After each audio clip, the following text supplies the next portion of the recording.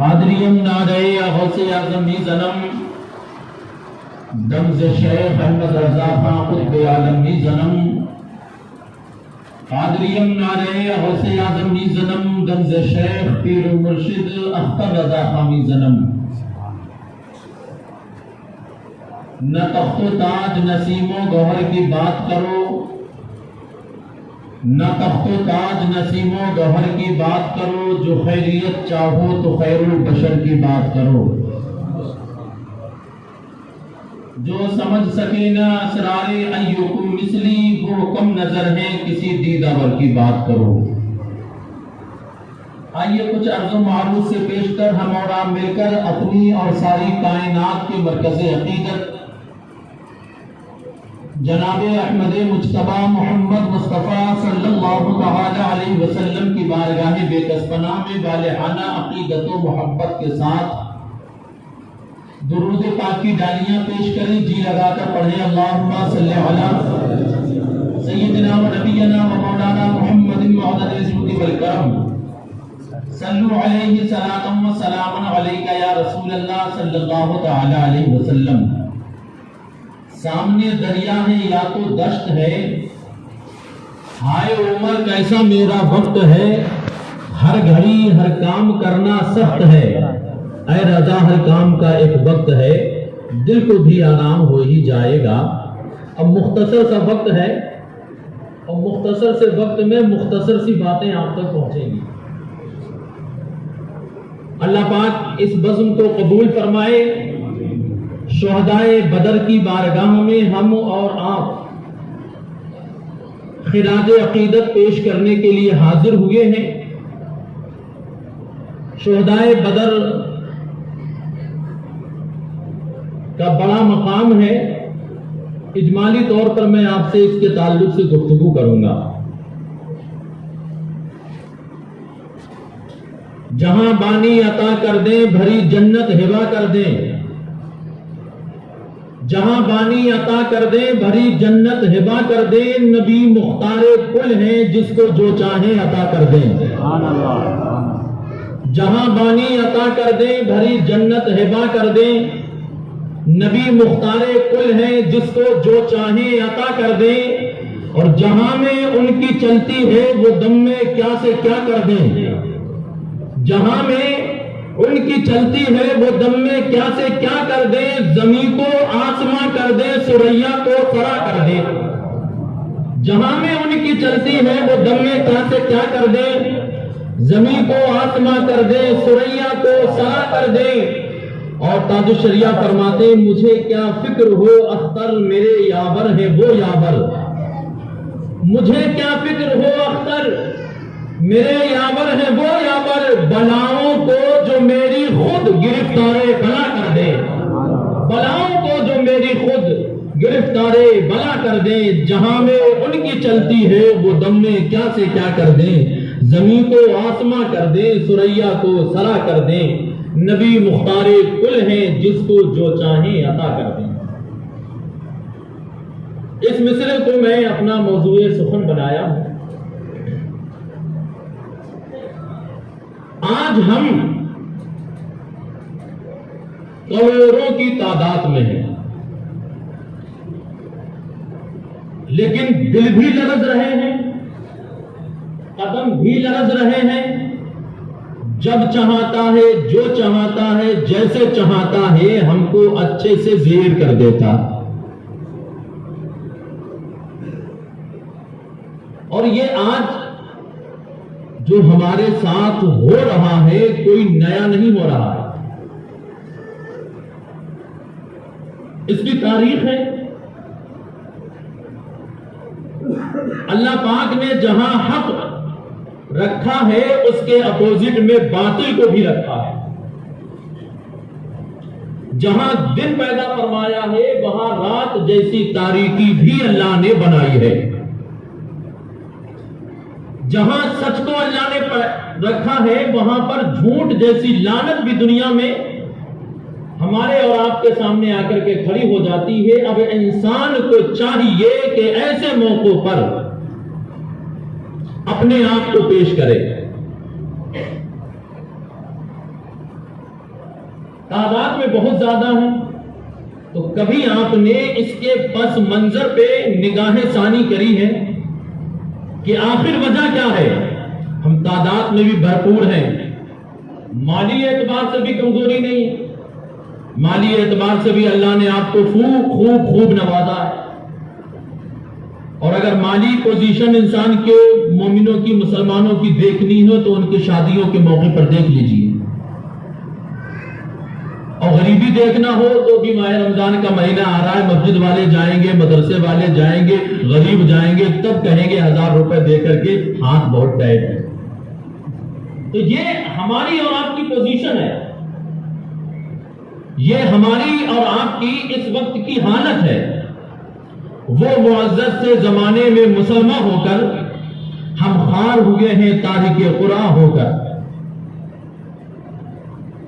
جو آج ہمیں ستایا جا رہا ہے، مارا جا رہا ہے، یہ کوئی نئی تاریخ نہیں ہے، یہ اسلام کے اور اسلام والوں کے، ایمان والوں کے ساتھ ہمیشہ سے چلا آ رہا ہے۔ اب ہمیں سمجھنا یہ ہے کہ ہم تعداد میں کم تھے تب بھی کامیاب تھے، اور آج تعداد میں زیادہ ہیں پھر بھی زیر ہے۔ ہمت نہیں ہے کسی کی اس وقت ملک میں باطل کی آنکھوں میں آنکھیں ڈال کر کے کوئی بات کر لے، حق پر ہونے کے بعد بھی۔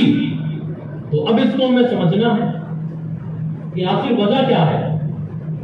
ہم پہلے 313 تھے اور وہ ہزاروں کی تعداد میں تھے، تو ہم نے کامیابی کے جھنڈے ایسے گاڑے کہ رہتی دنیا تک شہدائے بدر کو لوگ یاد کرتے رہیں گے۔ اب اس پس منظر کو سمجھیں، جب ہم نے شریعت کی پابندی کی تب ہمارے قدموں کا بوسہ کامیابیوں نے لیا ہے، اور جب ہم بدعمل ہوئے ہیں، جب ہم شریعت کی مخالفت کیے ہیں، شریعت کے خلاف کوئی کام کیے ہیں، تب کاٹے گئے ہیں، تب مارے گئے ہیں، تب ہمارا خون بہایا گیا۔ اب اس دونوں باتوں کو آپ سمجھیں۔ جنگ بدر پہ میں آخر میں آپ سے کلام کروں گا۔ بغداد شریف کی سرزمین ہے، ہلاکو خاں کا دور ہے۔ ہلاکو خاں کا نام آپ نے سنا ہوگا، جو تاریخ داں لوگ ہیں، جو پڑھے لکھے لوگ ہیں، وہ خوب جانتے ہیں یہ مسلمانوں کا اپنے دور کا سب سے بڑا دشمن گزرا۔ اس کو موقع ملا، مسلمانوں میں آپس میں اختلاف ہوا، مسلمان آپس میں ایک دوسرے کے کھینچا تانی کرنے لگے۔ ہلاکو خاں کو موقع ملا، پورے 30,000 کی فوج لے کر یہ بغداد کے اوپر حملہ آور ہو جاتا۔ جب حملہ آور ہوا تو لوگ چیخنے لگے، اب کیا کیا جائے؟ کسی نے مشورہ کیا کہ چلو اس کی فوج کا مقابلہ کریں، تو کہا کہ ہمارے پاس لڑنے کے ساز و سامان نہیں ہے، نہ ہمارے پاس گھوڑا ہے، نہ برچیاں ہیں، نہ بھالے ہیں، نہ تلواریں ہیں، ہم کیسے مقابلہ کریں گے؟ اب کرنا کیا ہے؟ بولے چلو کسی طرح سے اس جنگ سے چھٹکارا پایا جائے۔ آج لوگ اللہ والوں کی بارگاہ میں جانے کے اوپر فتوے لگاتے۔ اس دور میں ایک بزرگ تھے سید شیخ جام رحمت اللہ تعالی علیہ، ان کی بارگاہ میں دوڑے لوگ پہنچے کہ حضور ہلاکو خاں نے حملہ کر دیا۔ فرمایا جاؤ اس کی فوج کا مقابلہ کرو۔ عرض کرتے کہ حضور ہمارے پاس لڑنے کا ساز و سامان نہیں ہے، اسلحہ ہمارے پاس نہیں ہے، برچیاں ہمارے پاس نہیں ہے، بھالے ہمارے پاس نہیں۔ فرمایا یہ سب تمہارے گناہوں کا نتیجہ ہے، یہ سب تمہاری بدعمالیوں کا نتیجہ ہے کہ جو ہلاکو خاں نے حملہ کیا ہے۔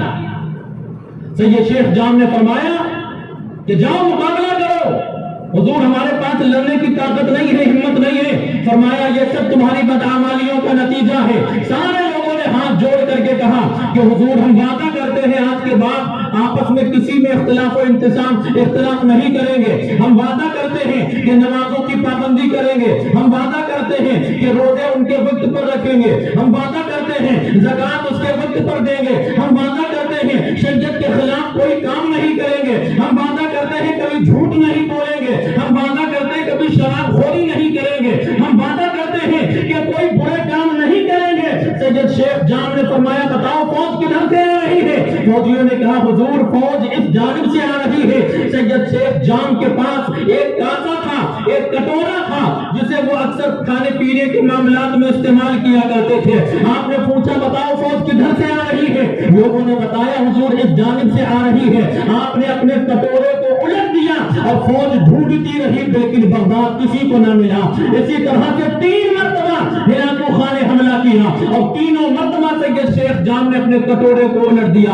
फौज ढूंढती रही लेकिन बगदाद ना मिला। फिर से जो है हिलाकू खां ने पूछा क्या हुआ, बगदाद तहस नहस हुआ कि नहीं? लोगों ने कहा हुजूर हम सारा दिन तलाश करते रहे लेकिन बगदाद ना मिला। हिलाकू खां ने कहा कैसी दीवाना जैसी बात कर रहे हो, वो देखो बगदाद के मोहल्लात नजर आ रहे हैं, वो देखो बगदाद की मस्जिदों के मीनारात नजर आ रहे हैं, बगदाद की मस्जिदों के बस्ती के जो है घर नजर आ रहे हैं, और तुम कह रहे हो कि बगदाद ना मिला। हिलाकू खां ने 3 मरतबा इसी तरह से हमला किया। फिर चौथी मरतबा उसने कसम खाई कि मैं उस वक्त तक चैन से नहीं बैठूंगा जब तक कि मुसलमानों की खोपड़ियों का मीनार कायम करके उसके ऊपर शराब को नहीं पी लूंगा और अपने घोड़े को मुसलमानों के खून में नहीं तैरा दूंगा जब तक मैं चैन से नहीं बैठूंगा। और उसने अपनी कसम के मुताबिक वैसा ही किया। करने के बाद हिलाकू खां ने बगदाद के ऊपर हमला आवर हुआ और लोग फिर सैयद शेख जाम के पास पहुंच जाते हैं और अब कहते हुजूर बचा दिया जाए। फरमाया ये सब तुम्हारे गुनाहों का नतीजा है। अब जो है आप वक्त की गुंजाइश नहीं है, वक्त में गुंजाइश नहीं है, अल्लाह का तब तक पैगाम आ जाता है। ऐ शेख जाम इन्हें 3 बार मोहलत दी जा चुकी है मगर इन्होंने अपने कैरेक्टर को, अपने किरदार को सही नहीं किया है। लिहाजा आप भी सबसे कफन बांधे और जंग के लिए तैयार हो जाए। शेख जाम ने जंग की, कुछ को आपने वासिले जहन्नम किया, लड़ते लड़ते आप शहीद हो जाते हैं। अब ठहरे करके मैं ये बताना चाहता हूँ हिलाकू खां 30,000 की फौज लेकर के हमला आवर हुआ और 23,000 से कहीं ज्यादा तादाद में मुसलमान थे।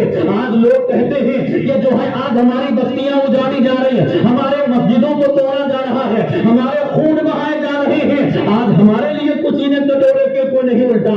याद रखिए ये अल्लाह की मदद, ये अल्लाह की नुसरत, अल्लाह वालों की मदद ईमान की कसौटी पर आया करती है। जैसा ईमान मजबूत होता है वैसी अल्लाह की जानिब से मदद आया करती है। आज तुम तादाद में ज्यादा हो लेकिन आज तुम्हारे ईमान कमजोर है। इस्लाम कभी तादाद की बुनियाद पर नहीं जीता है, अगर जीता है तो अल्लाह के फजलो करम से जीता है।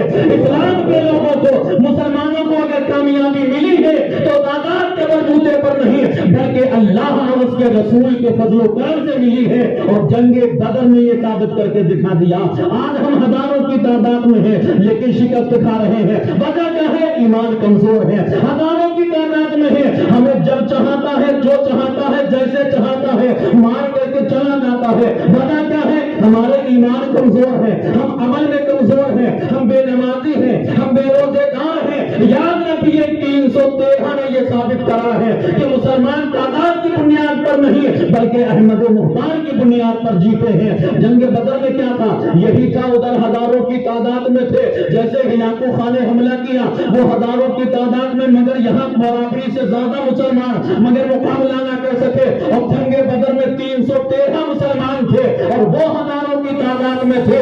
इसी तरह से जैसे सैयद शेख जाम की खिदमत में आकर के बगदाद के मुसलमानों ने अर्ज किया था, उस वक्त अल्लाह के रसूल की खिदमत में आकर के वो है उस वक्त के सहाबा ने अर्ज किया या रसूल अल्लाह वो तो हजारों की तादाद में है। सरकार सल्लल्लाहु अलैहि वसल्लम ने फरमाया कि घबराने की जरूरत नहीं है, हुजूर हम 313 हैं, उनसे कैसे मुकाबला करेंगे? न हमारे पास बर्छियां हैं, न हमारे पास भाले हैं, न हमारे पास लड़ने का साजो सामान है।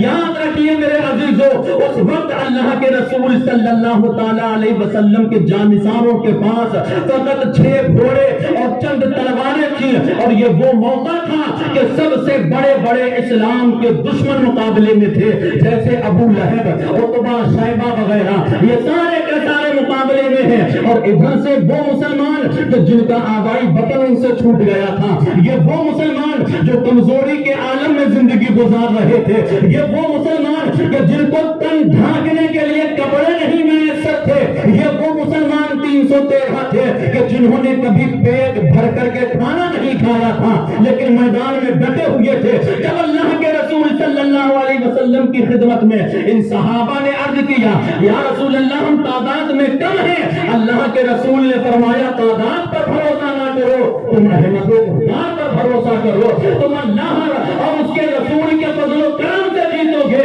अल्लाह के रसूल सल्लल्लाहु अलैहि वसल्लम ने एक दिन पहले जंगे बदर से जंगे बदर का मुआयना किया और तमाम जानिसारों को मैदाने कर जो है बदर में लाकर के खड़ा किया, और एक हाथ में आपके लकड़ी थी, यूं कहिए कि छड़ी थी, वो छड़ी से सरकार कौनैन सल्लल्लाहु ताला अलैहि वसल्लम ने है जो है जंगे बदर का नक्शा अपने तमाम गुलामों को बता दिया, और छड़ी से लकीर खींचते जा रहे थे और फरमाते जा रहे थे कि यहाँ उकबा मरेगा, लकीर खींचते जा रहे थे और फरमाते जा रहे थे यहाँ शैबा मरेगा, लकीर खींचते जा रहे थे, फरमाते जा रहे थे यहाँ अबू जहल कत्ल होगा। ऐ मेरे अजीजों, तुम्हें कामयाबी इस बुनियाद पर नहीं मिलेगी कि तुम नबी का कलमा पढ़ो और उन्हें कहो कि अपने जैसा है। तुम्हें कामयाबी आज जो हम दलीलो हार हो रहे हैं उसकी वजह यह है कि हमने अल्लाह के रसूल सल्लल्लाहु अलैहि वसल्लम से अपना रिश्ता कमजोर कर लिया है, हमने उनकी जात पर भरोसा नहीं किया, और 313 में जो है जंग में जाने से पहले अल्लाह के रसूल सल्लल्लाहु ताला अलैहि वसल्लम पर भरोसा जताया। सरकार ने फरमाया यहाँ मरेंगे, सहाबा ने सर को झुकाया और तस्लीम कर लिया। सरकार ने फरमाया है मैदान में आ गए, और अड़े तो ऐसे अड़े कि जो है पांव टल ना सकते थे अगर जंग में आ जाते थे, टल ना सकते थे अगर जंग में आ जाते थे, पांव शेरों के भी मैदान से उखड़ जाते थे, पांव शेरों के भी मैदान से उखड़ जाते थे। सरकार ने फरमाया मरेंगे, सहाबा सीना तान करके खड़े हो गए, और ऐसे खड़े हुए जब जंगे बदर सुबह शुरू हुई। इस्लाम का सबसे बड़ा दुश्मन जिसे अबू जहल कहते हैं, मालूम है उसे 2 छोटे छोटे इस्लाम के बच्चों ने कत्ल किया। मोहब्बत से बोलो, मोहब्बत से बोलो, छोटे छोटे बच्चे। और ये बच्चे कौन थे? यतीम थे, जिनके बाप दुनिया से जा चुके, माँ ने बड़ी मोहब्बत के साथ पाला। जब जंग बदर की तैयारी सरकार फरमाने लगे, नन्हे नन्हे कदमों से आए, आकर के अर्ज करते या रसूल अल्लाह हमें भी ले चलिए। सरकार सल्लल्लाहु अलैहि वसल्लम ने फरमाया तुम कमसिन हो, तुम्हारी उम्र अभी इस लायक नहीं है। दोनों भाई है, भारे भाई ने कहा मैं तो इस लायक हूँ। सरकार करीम सल्लल्लाहु ताला अलैहि वसल्लम ने दोनों शहजादों को देखा, चेहरे पर मुस्कुराहट खेल जाती। अच्छा ठीक, तुम चलो, छोटे को रहने दो। मगर छोटे के जज्बात ने उमंग ली और दिल के अंदर अंगड़ाई जब उमड़ी। अल्लाह पाक के प्यारे हबीब की खिदमत में आकर के छोटा कहता है या रसूल अल्लाह सल्लल्लाहु अलैहि वसल्लम, आप उसको ले जा रहे हैं, मुझे छोड़ रहे हैं, क्या आपने मुझे उससे कमजोर समझा है? क्या उससे मुझे आपने कम ताकतवर समझा है? या रसूल अल्लाह, हम दोनों का आपस में मुकाबला करा लीजिए, जो हम में से जीत जाए उसे लेकर के जाना। अब ये जज्बा इस्लाम का देखिए, ये मोहब्बत शहादत की देखिए, ये उल्फत इस्लाम से देखिए। दोनों बच्चे आपस में मुकाबला के लिए तैयार है। अब बड़ा भाई छोटे की हेल्प कर रहा है और छोटा भाई कान ही कान अपने भाई से कह रहा है, अरे भाई अगर तो तुम उम्र में बड़े हो, अगर तो तुम कदो कामत के एतबार से बड़े हो, अगर तो तुम जो है ताकत के एतबार से ज्यादा हो, लेकिन भाई तुम जा रहे हो मगर मेरा दिल टूट जाएगा, ऐसे मौके पर मेरी हेल्प करो। दोनों का मुकाबला सरकार ने कराया, और जब दोनों का मुकाबला कराया, बड़े ने छोटे पर शफकत की और अपने आप को कम ताकतवर साबित कर दिया, और बड़े ने छोटे ने बड़े को पटका। अल्लाह के प्यारे रसूल सल्लल्लाहु अलैहि वसल्लम ये मंजर देख रहे हैं, सरकार जान रहे हैं कि इनका जज्बा अपनी तरफ है, इनकी ताकत अपनी तरफ है, और ईमानी जज्बा ताकत के ऊपर गालिब आ जाता है। सरकार ने दोनों शहजादों की जब ये मोहब्बत देखी, फरमाया चलो नौनिहालो इस्लाम के लिए निकलते हैं। दोनों को साथ लिए मैंने आलम तसव्वुर में छोटे छोटे बच्चों से पूछा, ये बताओ तुम्हें किसने सिखाया था मैदान में जाने के लिए? तुम्हें किसने बताया मैदान में जाने के लिए? वहाँ बड़े बड़े सूरमा हैं, वहाँ बड़े बड़े ताकतवर हैं, वहाँ बड़े बड़े हिम्मत वाले हैं, तलवारों भाला पर चीज चलाने वाले हैं, तुम कैसे मुकाबला करोगे? याद रखो मेरे अजीजों, आलम तसव्वुर में उन बच्चों ने यही कहा था कि मर जाएंगे या मारेंगे नारी को। मोहब्बत से बोले जरा, बोले देखिए वक्त नहीं इतनी देर में तो मेरा मूड बनता है। لیکن اب تھوڑا بڑا ماحول بنا، محبت سے بولیں ذرا سبحان اللہ۔ بچوں نے کہا عالم تصور میں اس کی نقاشی کسی شاعر نے کی ہے کہ مر جائیں گے یا ماریں گے ناری کو، سنا ہے گالیاں دیتا ہے وہ محبوب باری کو، سنا ہے گالیاں دیتا ہے وہ محبوب باری کو۔ کون تھا وہ گالیاں دینے والا؟ ابو جہل۔ اور اب ذرا نقشہ اور قریب لائیے، جنگ بدر، پہلے حضرت علی، حضرت حمزہ، حضرت ابو عبیدہ میدان میں نکلے، ادھر عثمان شیبہ ربیہ آئے میدان میں۔ حضرت علی نے یہاں پر 2 کو قتل کیا، محبت سے بولے سبحان اللہ، یہاں پر 2 کو قتل کیا۔ اب ذرا وہ لمبی گفتگو ہے، وہاں جانے کا وقت نہیں، مگر میں جو آپ فوکس کرنا چاہتا ہوں وہاں آئیے آپ، کبھی اور موقع پر مکمل گفتگو سنیے تب لطف آئے گا جنگ بدر کے تعلق سے۔ دونوں بچوں نے پھر اس کے بعد جو گھمسان کی جنگ شروع ہوتی ہے، جنگ شروع ہونے کے بعد اب وہی بچے جنگ میں گھس جاتے ہیں۔ وہ 2 بچے چھوٹے چھوٹے کبھی ادھر جاتے ہیں تو کبھی ادھر جاتے ہیں، کبھی ایک سپاہی سے پوچھتے ہیں بتاؤ ابو جہل کے گھر ہے، کبھی دوسرے سے پوچھتے ہیں بتاؤ ابو جہل کے گھر ہے، کبھی اس سے پوچھتے ہیں بتاؤ ابو جہل کے گھر ہے۔ میں نے کہا ہے نونہالو یہ بتاؤ تم اس کو تلاش کیوں کر رہے ہو؟ وہ نے سنا ہے اللہ کے رسول کو وہ گالی دیتا ہے، یا تو آج ہم مر جائیں گے یا تو اللہ کے رسول صلی اللہ علیہ وسلم کو گالی دینے والے کو آج دنیا سے ہم مٹا کر کے رکھتے ہیں۔ اور بچوں نے کسی اور کا ٹارگیٹ نہیں کیا، جس نے نبی کی شان میں گستاخی کی، اسلام کے سب سے بڑے دشمن ابو جہل کو بچوں نے پا لیا، دونوں بچوں نے ابو جہل کو پا لیا۔ اور جب پایا تو ان دونوں بچوں نے کبھی اچھل کر کے، کبھی چھوٹی چھوٹی جو ماں نے تلواریں دی تھی اس کو چلا کر کے، اور اللہ نے ان کی ایسی مدد فرمائی۔ اب ذرا ذہن حاضر کہ اللہ نے، یاد رکھیے تعداد کی بنیاد پر جو ہے مدد نہیں آتی ہے، ایمانی حرارت کی بنیاد پر اللہ کی مدد آتی ہے۔ تم تعداد کی بنیاد پر کامیاب نہیں ہوگے، بلکہ احمد مختار کے فضل و کرم سے کامیاب ہوگے۔ ایسے ایک صحابی کا بیان ہے کہ ہم نے دیکھا وہ بچے ابو جہل کو ایسے لپک کر کے مار رہے تھے، ایسے جو ہے تلواریں چلا رہے تھے، ایسا لگ ہی نہیں رہا تھا کہ جیسے وہ چھوٹے چھوٹے بچے ہوں، ایسا لگ رہا تھا کہ ابھی ان کی تلوار اٹھنے بھی نہ پاتی تھی، تب تک ابو جہل کام کر کے زمین پہ آتا ہوا نظر آتا تھا۔ اور یہ وہ جنگ تھی۔ یہاں سے رک کر کے ایک بات اور آپ کو میں بتا دوں، یہ 313 تھے، ادھر ہزاروں کی تعداد میں ایک وہیں پر جو لوگ گئے ہیں جنہوں نے جنگ بدر کا نقشہ زمینی طور پر دیکھا ہوگا، وہ تمہیں بتائیں گے ایک اونچی سی پہاڑی ہے، اس پہاڑی کے ذریعے اللہ کے رسول صلی اللہ علیہ وسلم کے غلاموں کی اللہ نے جو ہے وہاں مدد فرمائی، اور ایسی مدد فرمائی کہ ان کے پاس لکڑیاں بھی تھیں، ان کے پاس پتھر بھی تھے، کبھی لکڑیوں سے لڑ رہے ہیں، کبھی پتھر سے لڑ رہے ہیں، ان کے پاس تلواریں تھیں، وہ تلوار سے لڑ رہے تھے، اور ایسی اللہ نے مدد فرمائی۔ نہ یہ جنگی معاملات میں ماہر تھے، نہ تلواریں چلانا دادا جانتے تھے، نہ دادا اور معاملات کوئی تھے، مگر اللہ کی مدد ایسے آئی۔ مورخ بیان کرتے ہیں کہ دوہے مجاہد تلوار کو کھینچتے تھے، ابھی وار کرنا ہی چاہتے تھے، تب تک اس کافر کی گردن جو ہے زمین پر پڑی ہوئی الگ نظر آتی تھی۔ اب یہ مدد کہاں سے آئی؟ ایک روایت میں یہ ہے کہ 2000 فرشتوں کے ذریعے، 1500 فرشتوں کے ذریعے، 2500 فرشتوں، یہاں تک کہ 4000 فرشتوں کے ذریعے اللہ پاک نے بدر میں مسلمانوں کی مدد فرمائی۔ میں نے اجمالی طور پر یہ خاکہ آپ کے سامنے صرف رکھا ہے، لمبی گفتگو کریں گے تو وقت زیادہ ہوگا، لیکن اب ذرا سمیٹ کر کے آؤ۔ اللہ پاک نے ایسی ان بچوں کو ایسی جو ہے طاقت عطا فرمائی کہ ابو جہل کو ایک پل میں ان دونوں بچوں نے جو ہے واصل جہنم کیا۔ بتانے کا مطلب یہ کہ جب ایمان دل کے اندر ہو، سرکار سے سچی محبت ہو، تو اسلام کے سب سے بڑے دشمن مصطفیٰ کریم کو گالی دینے والے اللہ کے رسول کے دشمن کو بڑے نہیں، اسلام کے 2 چھوٹے چھوٹے شہزادے قتل کرتے نظر آتے ہیں۔ ہوتا کب ہے کہ نبی سے سچی محبت۔ اور پھر بڑا لمبا جہاں نقشہ ہے، لوگ کہتے ہیں کہ معاذ اللہ جو ہے سرکار کو علم غیب نہیں، وہ وہاں دیکھ، وہ سڑا ہوا کافر ابو جہل بند مٹھی میں کمکری لے کر کے آیا، اس کا عقیدہ دیکھیے، سڑا ہوا اسلام کا سب سے بڑا دشمن، اور یہاں ٹوپی، داڑھی، جبہ و ازار، کرتا و پاجامہ، نماز روزہ زکات حج دینے والے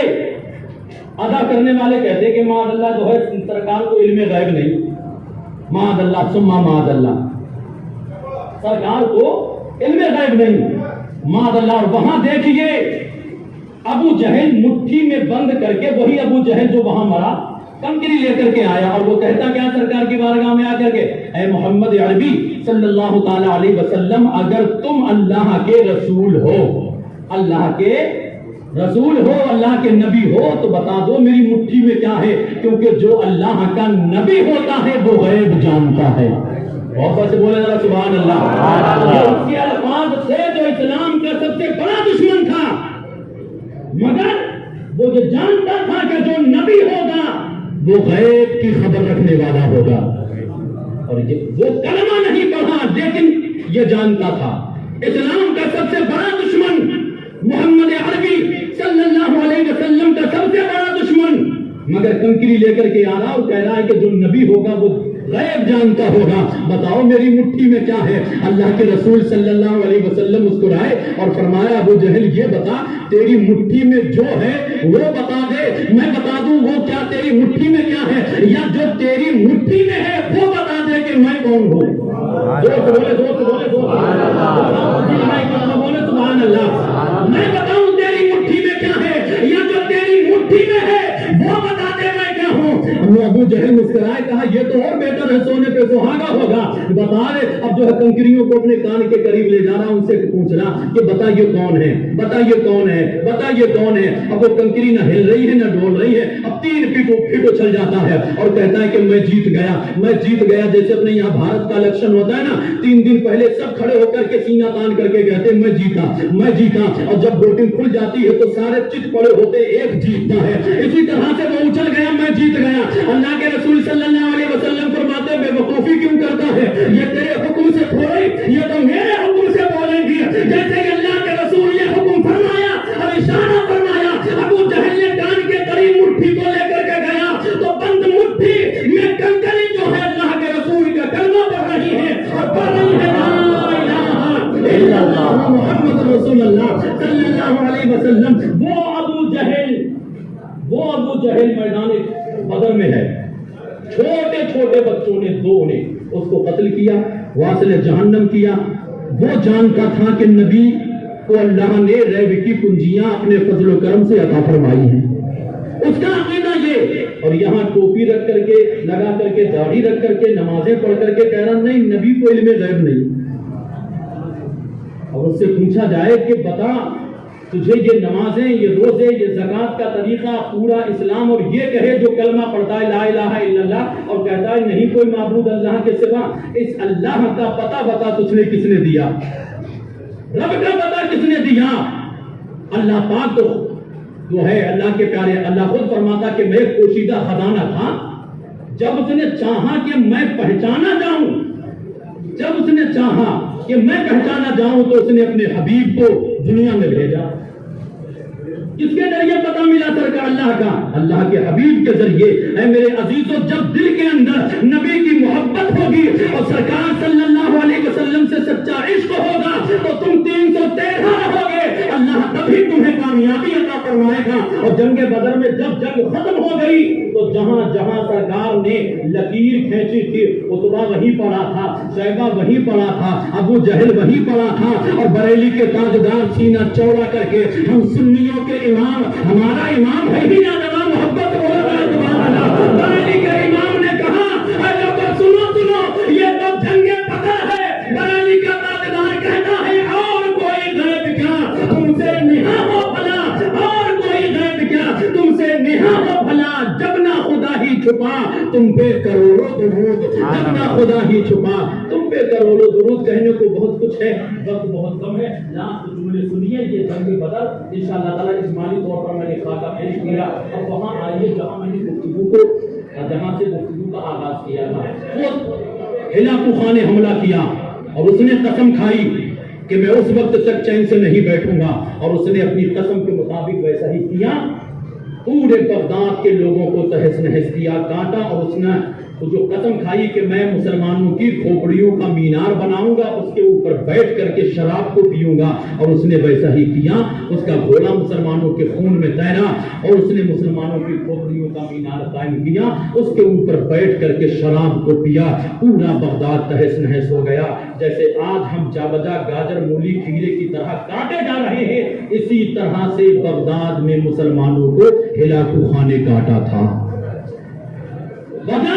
وجہ صرف یہ تھی کہ وہ بد عمل تھے، شریعت کی پابندی نہیں کر رہے تھے، سرکار کے بتائے ہوئے طریقے پر نہیں چل رہے۔ المختصر یہ کہ پھر ادھر ہلاکو خاں ہلاک ہوتا ہے، اس کا پوتا الگو خاں آتا ہے، اور اس نے اپنے باپ دادا کی تاریخ کو پڑھا اور 90,000 کی فوج لے کر کے 90,000 کی فوج لے کر کے وہ نکلا کہ میں معاذ اللہ خانہ کعبہ کو ڈہا دوں گا، اور خانہ کعبہ کو ڈہانے کی نیت سے جب وہ گھر سے نکلا، اسی جنگل سے گزرتا ہے جو بغداد کا جنگل تھا، وہ 15 لوگ اسی اس وقت میں جب ہلاکو خانہ ہلا جو ہے بغداد کے لوگوں کو مارا، تو 15 لوگ جان بچا کر کے سید شرف الدین کی قیادت میں، پہلے سید شیخ جام تھے، یہ انہی کی آل سے سید شرف الدین تھے، یہ ان 15 لوگوں کو لے کر کے جنگل میں نکل جاتے ہیں، وہاں اپنے رب کی بارگاہ میں پیشانی کو جھکا دی، اپنے گناہوں سے توبہ کی، اور پھر ادھر ہلاکو خان کا پوتا 90,000 کی فوج لے کر کے بغداد جو ہے بغداد سے گزر رہا تھا، اور اس نے قسم کھائی میں خانہ کعبہ کو ڈہاؤں گا۔